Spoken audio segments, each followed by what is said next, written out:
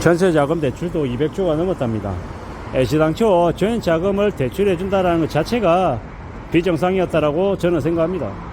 왜냐, 대출은 집을 사기 위해서 해주는 대출, 아니면 생활자금 대출, 그게 다인 거죠.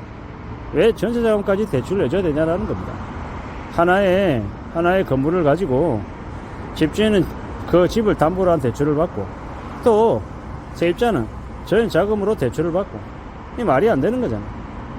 어이가 없는 게, 돈이 10원도 없는 사람들이 전세를 살아요. 어떻게 해요? 전세자금 대출 받았어요.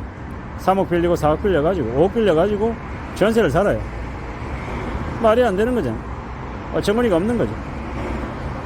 돈이 없으면 어떻게 해야 됩니까? 월세부터 시작해야죠. 그게 맞는 거 아닌가라는 거죠.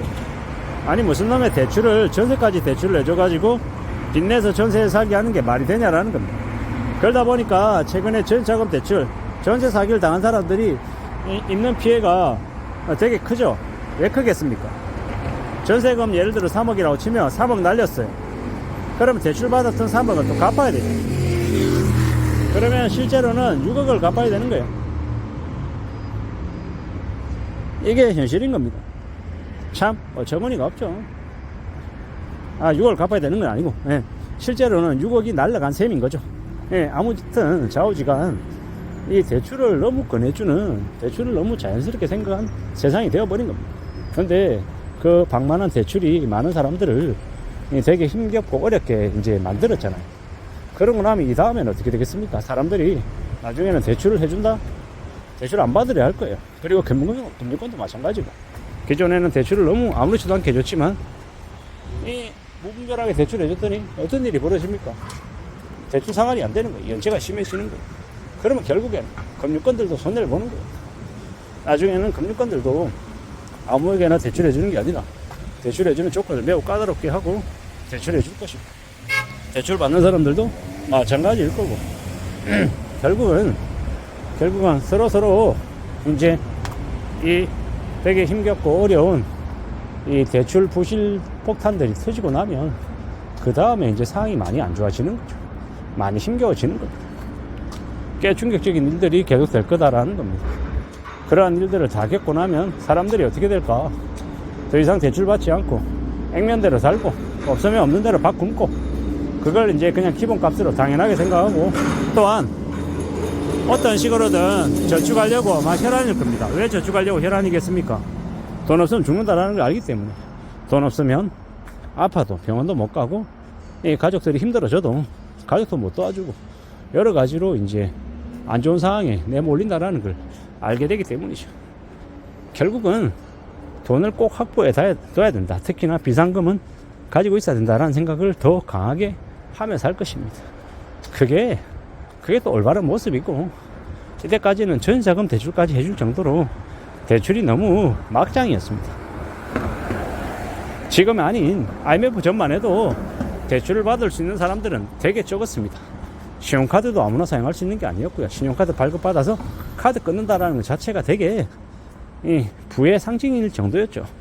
근데 언제부터가냐, 카드 남발하고 카드 대란이 일어나고 카드 연체 때문에 신용불량자 폭증하고, 또 이제 이명박 정부 시절부터 시작해가지고 전세자금 대출 해주고 금액 한도 금액 계속 올리고, 문재인 정부 때 정말 미친듯이 올려주고, 그래서 이제 부동산 폭탄 만들고 이 개판 만들어놨죠. 개아작을 내놨습니다.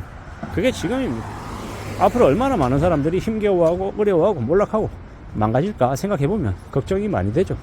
많이 두렵습니다. 많은 염려가 됩니다. 이게 지금 현재 상황이 어떻게 살라고 이 지경을 만들어놨을까, 참 걱정이 많이 되죠. 참 암담합니다. 앞으로 우리는 더 정신 차리고 더 신경 쓰고 지내야 될 겁니다. 전세자금 대출까지 이제 틀어막는다라고 얘기하고, 이 보증 비율도 90에서 100을 80으로 내리고, 또 집주인들의 그 상환 능력도 평가한다고 얘기하고, 예전보다는 좀 많이 까다로워질 건 확실합니다. 왜 이렇게 변하겠습니까? 결국 이 무리한 대출들이 우리 사회에 곳곳에 폭탄으로 터져 나오고 있기 때문입니다. 최근에 전세 사기 관련한 뉴스들도 엄청나게 많이 나오고 있습니다. 이게 뭔가 싶은 거죠. 이러한 일들이 계속 터져 나오고 있는데, 정부는 그리고 국회의원이라고 하는 놈들은 자기들 이렇게 진영에서 싸움질하기 바쁜 거죠.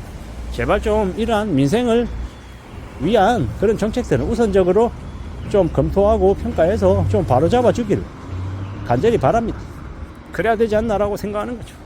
힘겨운 시대에 정말 정신 못 차리고 살아가는 사람들이 많은데 그들을 바로잡아야 되지 않겠냐라는 겁니다. 그들에게 부담 지을 건 부담 지우고 바로잡을 건 바로잡고 하며 좀 앞으로라도 좀 세상이 좀 나아졌으면 좋겠습니다.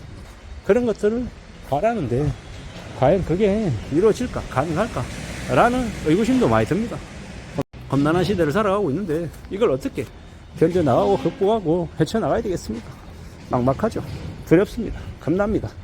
과연 앞으로의 삶이 얼마나 어떻게 악화되고 안 좋아지고 할까라는 생각이 듭니다. 지금의 이 시대를 우리가 좀 진지하게 냉정하게 잘 따져볼 필요가 있는 것 같습니다. 저는 제 스스로 생각할 때 제 인생에 대출은 없다라고 생각하고 스스로에게 이제 계속 주문하는 중입니다. 대출은 받지 마라. 절대로 대출은 없다. 대출 받으면 인생이 큰일 난다 라고 생각하고 살자라고 말입니다. 이렇게 각오를 하고 또 해도 나중에 또 상황이 바뀌어서 대출을 받는 일이 생길지도 모릅니다. 하지만 그럼에도 불구하고 절대로 감당 못할 대출은 받아서는 안 된다라는 생각입니다. 1번 무조건 안 받겠다. 2번 정말 꼭 필요해서 받는다 하더라도 정말 이제 몇십 프로 이내이고 최대한 빨리 언제까지 빚을 갚을 수 있다라는 그런 계획이 섰을 때 그때 실행하겠다라는 게 제 생각입니다. 참 살아가는 게 이따지도 힘들고 어렵고 막막한가 라는 이제 생각도 많이 들고요. 그동안에 너무 빚을 아무렇지도 않게 내줘서 그 빚이 이제 계속 눈덩이처럼 불어나서 사람들을 지금 많이 힘들게 하는 것 같습니다. 그리고 그 힘들게 하는 이러한 모습들이 금방 해결될 것 같지 않고요. 꽤 오랫동안 지속될 것 같습니다. 3년, 4년, 5년 더 이상이 될까 겁나죠.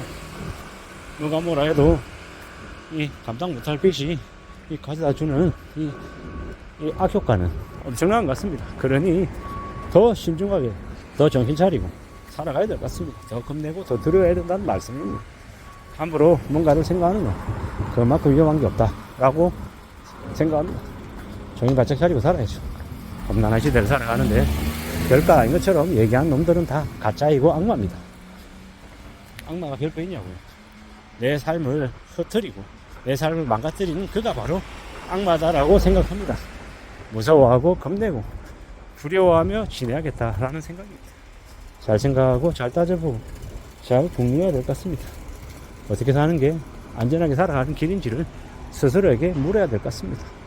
험난한 시대가 금방 지나갈 것 같지 않으니 우리 스스로 좀 더 삶을 지키기 위해서 좀 더 각오를 다져야 될 것 같습니다. 각오하고 다지고 대비하고 대응하고 그렇게 살아가는 삶이 우리에게 더욱 요구되는 것 같아 말씀드립니다. 험난한 시대입니다. 어떻게 살아야 되나? 어떤 것들이 더 필요할까? 고민이 많이 됩니다.